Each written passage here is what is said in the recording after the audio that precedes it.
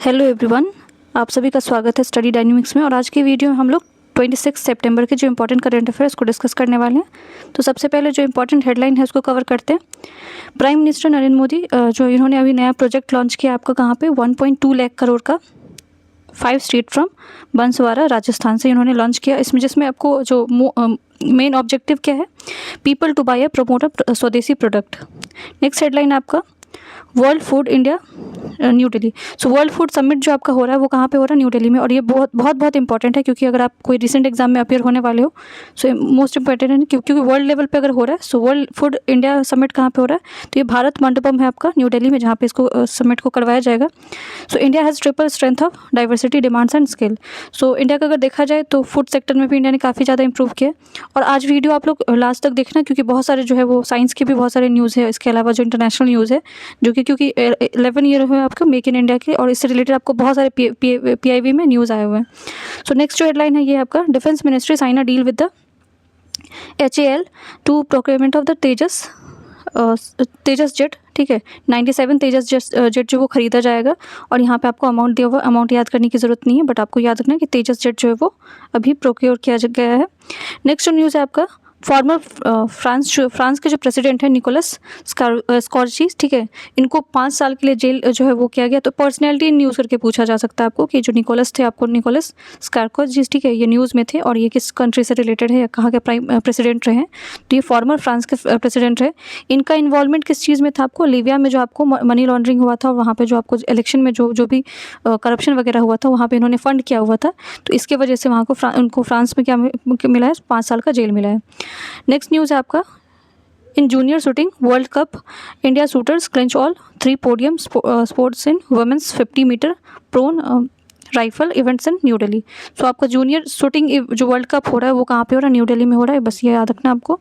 Next news है आपका Asia cup को लेके। एशिया कप में अगर आपको देखा जाए तो फाइनल में आपको इंडिया वर्सेस पाकिस्तान होगा। ठीक है, पाकिस्तान ने बांग्लादेश को डिफीट कर दिया। सो यहाँ पे आपका ये हिंदी में भी हेडलाइन है, वीडियो पॉज करके आप देख सकते हो। 1 बाय 1 न्यूज़ कवर करते हैं। सो दुबई ने अभी आपको रिसेंटली, क्योंकि दुबई में आपको वर्ल्ड कांग्रेस चल रहा है, जैसे वर्ल्ड फूड अगर आपको पूछा जाए तो न्यू दिल्ली में चल रहा है। सो वर्ल्ड कांग्रेस इवेंट जो आपको कहाँ पे चल रहा है, दुबई में चल रहा है। सो दुबई ने क्या किया, आपको रोड्स एंड ट्रांसपोर्ट अथॉरिटी जिसको RTA बोला जाता है, अनाउंस किया है कि लॉन्च करेगा वो दुबई ऑटोनोमस जोन। तो ये DAZ पूछा जा सकता है शॉर्ट में कि आपको क्या है, तो ये दुबई ऑटोनोमस जोन है, जो कि 15 किलोमीटर का डेडिकेटेड कॉरिडोर बनाया जाएगा। और ये आपको एक्टिव कब हो जाएगा, 2026 में हो जाएगा। नेक्स्ट न्यूज़ आपका core 42 sovereign public cloud and powered Microsoft azure platform बनाया गया। किसके द्वारा, ये अगेन दुबई का ही न्यूज़ है, क्योंकि दुबई में भी आपको वर्ल्ड कांग्रेस चल रहा है, तो वहाँ पे कुछ न्यूज़ वगैरह वहाँ पे है। यहाँ से बहुत इंपॉर्टेंट है, सबसे पहला तो यही है कि जो आपका इसरो है, ठीक है, इंडियन स्पेस रिसर्च ऑर्गेनाइजेशन, उसके आपको चेयरमैन आपको याद रखना, चेयरपर्सन याद रखना कौन है, वी नारायण है। हेडक्वार्टर इसरो का कहाँ है, तो यहाँ पे बहुत सारे लोग न्यू दिल्ली से कंफ्यूज हो जाते हैं। इसका हेडक्वार्टर न्यू दिल्ली में नहीं है, आपका कहाँ पे, बेंगलुरु में है।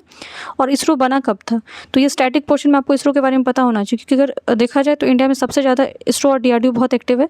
सो इसरो आपको बहुत ज़्यादा जो है वो न्यूज़ में रहता ही रहता है, तो आपको पता होना चाहिए। चेयरपर्सन तो याद रहना चाहिए, वी नारायण, अभी रिसेंटली आपको 2025 में ही अपॉइंट हुए थे। हेडक्वार्टर आपका बेंगलुरु में है।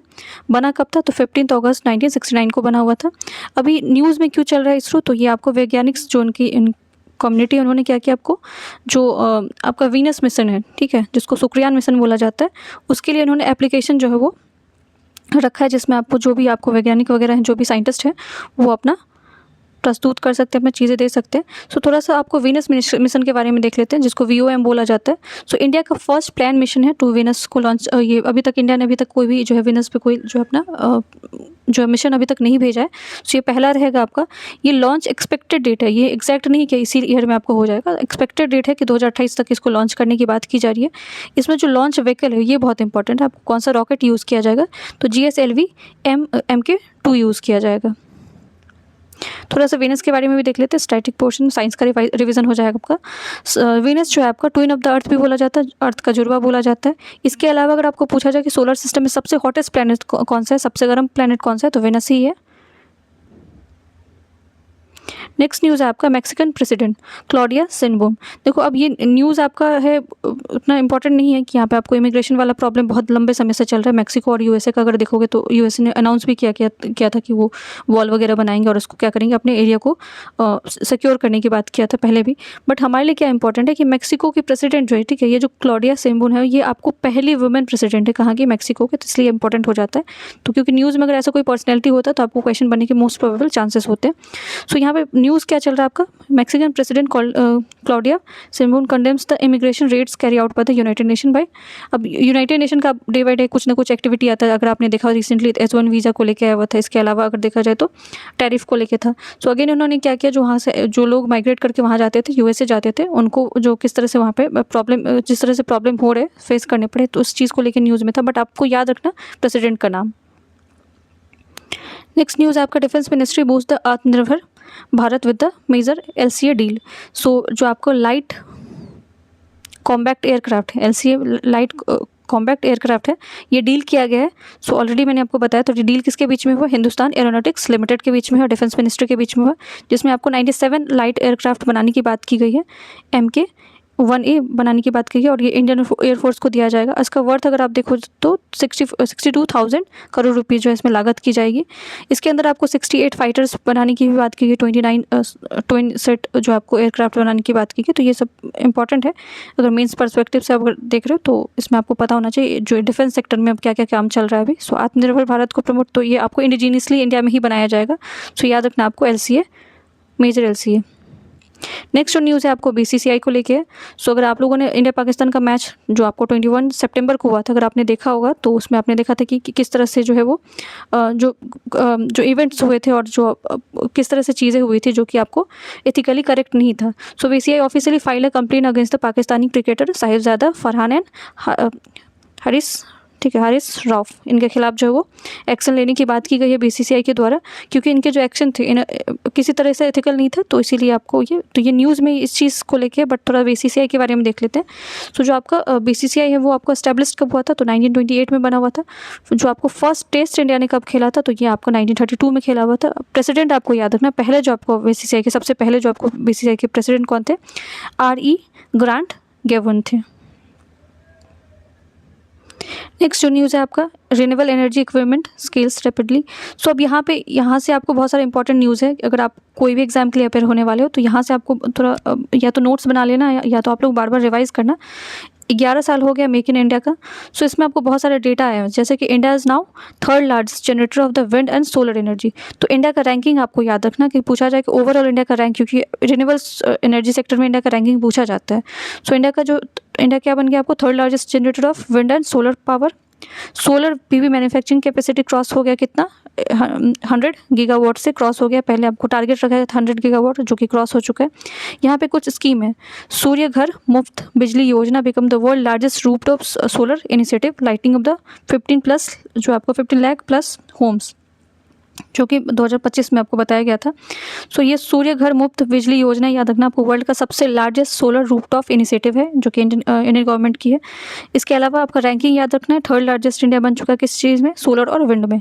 जो आपको सूर्य एनर्जी है और जो विंड एनर्जी है, दोनों में रैंकिंग याद रखना। और यहाँ पे आप देखोगे तो एक न्यूज़पेपर का कटिंग लिया गया जहाँ पे आपको इंडिया को क्रिटिसाइज़ किया गया था कि इंडिया का ये चीज़ इसमें प्रॉब्लम, उस चीज़ को दिखाते हुए चीज़ों को बताया गया। तो पहला तो ये रैंकिंग बताया गया थर्ड लार्जेस्ट। थोड़ा सा हम लोग बाकी कंट्रीज़ के बारे में भी देख लेते हैं। तो अगर ओवरऑल पूछा जाए कि फर्स्ट लार्जेस्ट आपको सोलर एनर्जी में कौन सा है, तो चाइना है। सेकेंड पे रैंक पे कौन है, तो USA है। इसके अलावा इंटरनेशनल सोलर अलायंस के बारे में आप लोगों ने सुना होगा, जो कि आपको पेरिस समिट से, जो आपको जो पेरिस वाला हुआ था उसके ही रिजल्टेंट था वो, जिसमें इंडिया और फ्रांस का इनिशिएटिव था इंटरनेशनल सोलर अलायंस बनाना। और इंडियन सोलर अलायंस का जो हेडक्वार्टर है वो कहाँ पे आपका, न्यू दिल्ली में है। Toy manufacturing expand global footprint. तो इंडिया का जो प्रोडक्शन है आपको टॉय में, ठीक है, खिलौने बनाने में, उसमें भी आप काफ़ी ज़्यादा इंप्रूव हुआ है। यहाँ पे टॉय इंपोर्ट्स जो कि बताया गया था 2014-15 में कि आपको वो हो गया, फेल हो गया था या फिर आपको डिक्रीज़ हुआ था, जो कि इंप्रूव हो गया अभी रिसेंट ईयर में।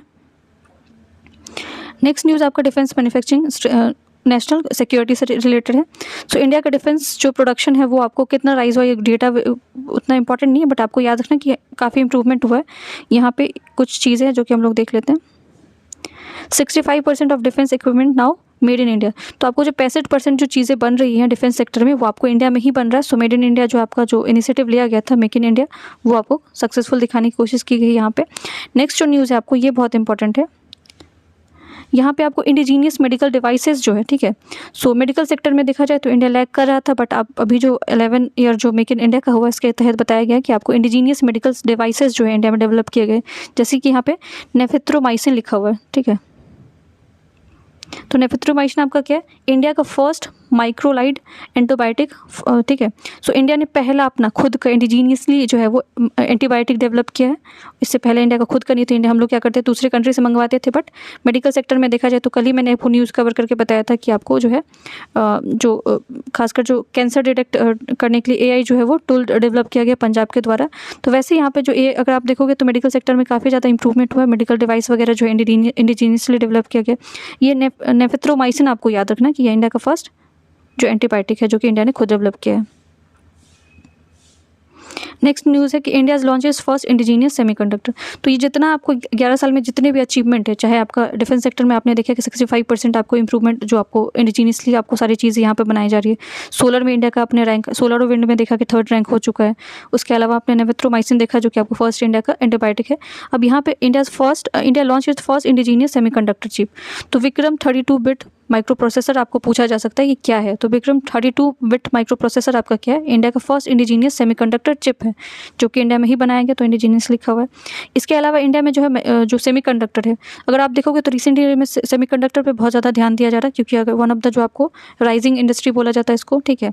सो इन सारी चीज़ों को देखते हुए आपको बहुत सारे हब बनाए गए और बहुत सारे इनिशिएटिव लिए गए सेमीकंडक्टर को लेकर, और जो आपको जो भी कंपनी यहाँ पे इन्वेस्ट करना चाहती है उनको जो है सिंगल विंडो क्लियरेंस भी दिया जाता है। तो कौन कौन से स्टेट में अगर आप देखोगे तो जो हब बनाने की बात हो रही है, गुजरात में, उड़ीसा में, आंध्र प्रदेश और यूपी में। ओसेट इनिशिएटिव याद रखना आप लोग किस चीज़ से एसोसिएटेड है, तो ये सेमीकंडक्टर से एसोसिएटेड है, जिसमें आपको 45% का राइज हुआ है और 6 न्यू एडवांस पैकेजिंग और टेस्टिंग फैसिलिटीज़ जो इंडिया में डेवलप किए गए हैं। विक्रम 32 बिट माइक्रो प्रोसेसर से कंफ्यूज नहीं होना आपको, मे भी बहुत सारे लोगों को लगे ये आपका क्या है super computer, but super computer नहीं है आपका, ये क्या आपका सेमीकंडक्टर चिप है। नेक्स्ट न्यूज़ आपका electronics manufacturing powering global growth. So इसमें इंडिया का रैंक अगर देखा जाए इलेक्ट्रॉनिक मैन्युफैक्चरिंग पावरिंग ग्लोबल में, तो India is now world second largest mobile phone manufacturer. तो सबसे ज़्यादा अगर आपका सेकंड नंबर पर अगर पूछा जाए कहाँ पे सबसे ज़्यादा मोबाइल मैन्युफैक्चर होता है, तो इंडिया में होता है। सो इलेक्ट्रॉनिक सेक्टर में और मैन्युफैक्चरिंग सेक्टर में भी इंडिया का रैंक जो है वो काफ़ी इंप्रूव हुआ है। तो ये रैंकिंग सबका याद रखना, चाहे आपको सोलर एनर्जी का 3rd रैंक है, विंड एनर्जी का 3rd रैंक है, या फिर आपको विक्रम माइक्रो प्रोसेसर के बारे में पूछा जाए, या फिर आपको रैंकिंग पूछा जाए कि मोबाइल, क्योंकि मोबाइल मैन्युफैक्चरिंग आपको ऑलरेडी एग्जाम हुआ था जहाँ पे आपको ये पूछा गया था, तो इस तरह के क्वेश्चन भी आते हैं एग्जाम में। नेक्स्ट न्यूज़ आपका, so India supply 60% of UNICEF vaccine and nearly half of the world measles vaccine. तो आपको जो 60% जो यूनिसेफ में जो वैक्सीन आपको दिया जाता है वो इंडिया के साइड से ही सप्लाई किया जाए, इंडिया से ही भेजा जाता है, ठीक है। और नियरली अगर पूछा जाए वर्ल्ड मिजल्स वैक्सीन में, तो इंडिया उसमें 50% उनमें कॉन्ट्रीब्यूट कर रहा है, तो ये बहुत ज़्यादा आपका डेटा है। सो यहाँ पे देख लेते हैं, आपको यूनिसेफ के बारे में देख लेते हैं। सो यूनाइटेड नेशन चिल्ड्रन फंड, ये आपका यूनिसेफ है। इसको बनाया कब गया था यूनिसेफ को, तो 1946 में बनाया गया था। हेडक्वार्टर यूनिसेफ का कहाँ पे है, तो न्यूयॉर्क USA में है। अब ये डेटा एज इट इज़ याद रखना, 60% आपको वैक्सीन ओवरऑल दिया जाता है यूनिसेफ को इंडिया की तरफ से, और जो 50% अगर पूछा जाए मिजल्स में, तो इसमें भी आपको 50% इंडिया का कंट्रीब्यूशन है। मिजल्स जो है वो आपको बीमारी याद रखना किसके वजह से होता है, आपको ऑप्शन में हो सकता है वायरस, प्रोटोजोआ, फंगी है, जो भी हो। सो ये आपको वायरस की वजह से होता है, और इंडिया का गोल है कि रुबेला और मिजल्स जो भी आया आपको याद रखना है कि इंडिया का गोल है एलिमिनेट करने का, ख़त्म करने का 2026 तक का। तो इसीलिए इंडिया में वैक्सीन इसका बहुत ज़्यादा जो है प्रोड्यूस किया जा रहा है। अब यहाँ पे ऑलरेडी मैंने आपको बताया कि फॉर्मर फ्रांस के जो प्रेसिडेंट है उन्होंने निकोलस सार्कोजी, ठीक है, इनको जेल भेजा गया, किस लिए, क्योंकि आपको जो लीबिया में इलेक्शन हुआ था वहाँ पे जो मुअब्बर गद्दाफी थे, ठीक है, उनको उन्होंने सपोर्ट किया था और बहुत सारे पैसे भी वगैरह दिए थे 2007 के इलेक्शन में। तो अभी उनके ऊपर ट्रायल वगैरह चला जिसमें उनको गिल्टी माना गया है और 5 साल के लिए उनको जेल भेजा जाएगा। नेक्स्ट न्यूज़ है United Kingdom PM Keir Starmer honour with the living bridge award for India's UK FTA। So India का जो अगर आपको याद हो तो जुलाई में 24 जुलाई के आसपास आपका 2025 में FTA साइन हुआ था, फ्री ट्रेड एग्रीमेंट, जिसमें आपको यहाँ पे इनको अवार्ड दिया गया, तो आपको पूछा जा सकता है रिसेंटली किसको लिविंग ब्रिज अवार्ड दिया गया, तो ये आपको यूनाइटेड किंगडम के प्राइम मिनिस्टर जिनको ये अवार्ड दिया गया। नेक्स्ट न्यूज़ है आपका centre extend the CDS Anil Chauhan's tenure till May 2026। तो इनका जो टाइम लिमिट है इनको बढ़ा दिया गया, ठीक है, इनका एक्सटेंशन किया गया 2026 तक। तो आपको CDS याद रखना, जो चीफ डिफेंस जो आपको स्टाफ है कौन है अभी, अनिल चौहान है। इसके अलावा जो ये ऑफिस जो है ये कब क्रिएट किया गया, तो CDS का जो कॉन्सेप्ट है आपको 2019 में आया हुआ था। जो फर्स्ट CDS कौन थे आपको, जनरल बिपिन रावत थे, जिनका अपॉइंटमेंट 2019 में हुआ था, बट ये एक्टिव कब से हुए थे, 1 जनवरी 2020 से हुए थे। इसके अलावा रोल ऑफ CDS क्या है, तो ये serve as a head of the 3 services. तीनों जो सर्विस है आपका आर्मी, नेवी और एयरफोर्स, इन तीनों को जो है वो एज ए हेड देखा जाता है CDS, ठीक है। सो ये याद रखना आप लोग को एक्सटेंशन। तो अगर आप रिसेंट एग्जाम में पूछा जाएगा CDS के आपको हेड कौन है, तो अनिल चौहान ही है। नेक्स्ट न्यूज़ आपका साइंस से, क्योंकि मेक इन इंडिया का ऑलरेडी आप लोग मैन्युफैक्चरिंग वगैरह देख ले, रिन्यूएबल सोर्सेज देख लिए, तो आप साइंस में क्या क्या इंडिया का अचीवमेंट है वो एक बार देख लेते हैं। सो 2025 में इंडिया ने जो है आपको निसार, जो कि आपको इंडिया और इसरो और नासा का जॉइंट प्रोजेक्ट है, जिसमें आपको पृथ्वी अवलोकन किया जाएगा, ठीक है। इसके अलावा एक्सियम 4 मिशन, तो ऑलरेडी आपने देखा था कि शुभांशु शुक्ला जो आपके इंडिया से जो बिलोंग करते हैं उनको भेजा, वो गए थे आपको इंटरनेशनल स्पेस स्टेशन में। इसके अलावा अगर एक्सियम 4 मिशन में इंडिया के अलावा कौन, क्योंकि रिसेंट एग्जाम में आपको ये भी पूछा गया कि एक्सियम 4 मिशन में इंडिया के अलावा कौन कौन से और कंट्री था, तो आपको इंडिया था, पोलैंड, हंगरी और USA, तो क्योंकि नासा का था तो USA उसमें ऑलरेडी था। जिसमें अगर देखा जाए तो एक्सियम 4 मिशन आपको कितने दिन के लिए था, तो कितने दिन के लिए वो लोग स्पेस में रहे थे, तो 18 डेज़ के लिए रहे थे, और ये आपको स्पेस से रिलेटेड याद रखना है। नेक्स्ट न्यूज़ आपका अंतरिक्ष डॉकिंग सर्विसिंग, ठीक है। अंतरिक्ष डॉकिंग सर्विसिंग, जिसको स्पेस टैक्स भी बोला जाता है, तो इसमें आपको जो है वो क्या क्या यूज़ किया गया था, PSLV यूज़ किया गया था, इसमें चेजर और टारगेट था। ये डॉकिंग जो है वो इसमें ईंधन भरने की और जो आपको पेलोड वगैरह है उसको क्षमता की प्रदर्शन जो है इसमें भारत की दिखाई गई है। सो आपको स्पेस टैक्स याद रखना है, जिसमें PSLV यूज़ किया गया। तो ये सारे मिशन आपको याद रखना पड़ेगा। निसार जिसमें नासा और इसरो का जॉइंट इनिशिएटिव है। एक्सियम 4 ऑलरेडी आपको पता है, शुभांशु शुक्ला रिलेटेड थे, इससे आपको अंतरिक्ष में भेजा गया था। इसके अलावा स्पेस डॉकिंग याद रखना आपको, स्पेस टैक्स जो कि इंडिया का इनिशिएटिव है। चंद्रयान, ठीक है, चंद्रयान 3, ये सब सारी इनिशिएटिव है जो कि इंडिया का साइंस में क्या क्या अचीवमेंट रहा है, तो ये आपको याद रखना है।